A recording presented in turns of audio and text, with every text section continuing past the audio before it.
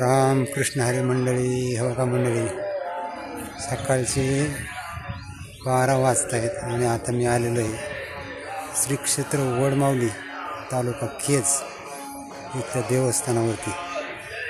सहजीतून एका लग्न कार्यक्रमासाठी चाललो होतो, तर दर्शनासाठी लोकांना सोडले आणि इथला सुंदर निसर्गरम्य असा परिसर तुम्हाला दाखवा म्हणलं। तर असं आहे मित्रांनो वडमावलीचं देवस्थान। हे पाठीमागं बघू शकता तुम्ही, वडमावलीचं मंदिर आहे। सुंदर अशा लोकेशनवरती, चौबाजूनी छोटे छोटे डोंगर टेकडे आहेत आणि मध्ये खड्ड्यामध्ये वसलेलं गाव आहे। मंदिराच्या फ्रंटून अशी नदी वाहती, बघू शकता इथे नदी खाली खळखळीतून वाहणारं पाणी मंदिराच्या सभामंडपाच्या खालून काढलेलं आहे। अगदी सुंदर अशा लोकेशनवरती हे मंदिर आहे।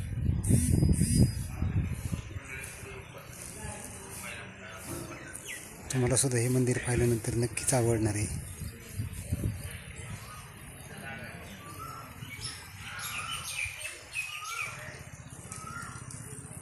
आणि मांजर सुंब्यापासून साधारण 25 किलोमीटर अंतरावर हे ठिकाण आहे मंडळी।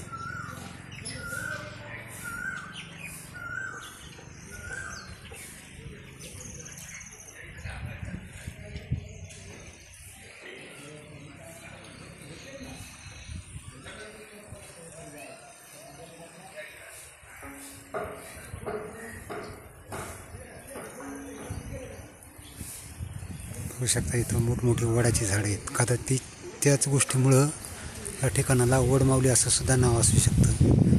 आणि देवीचं मंदिर आहे, सुंदर अशा लोकेशनवरती आहे आणि प्रसिद्ध आहे।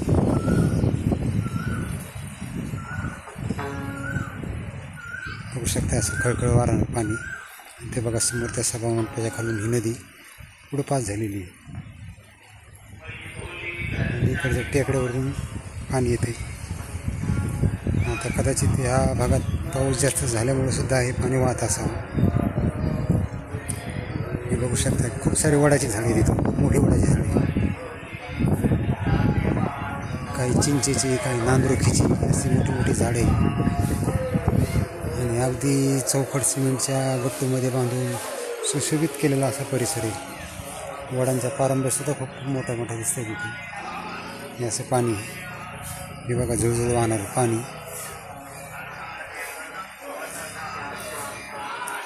समोरच्या त्या डोंगराकडून येते हे पाणी।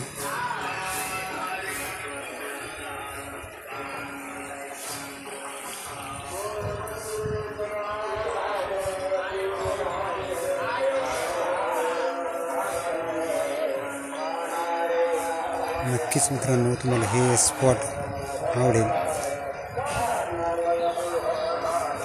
आणि माझा हा व्हिडिओ आवडला तर याला लाईक करा, शेअर करा, सबस्क्राईब करा। धन्यवाद।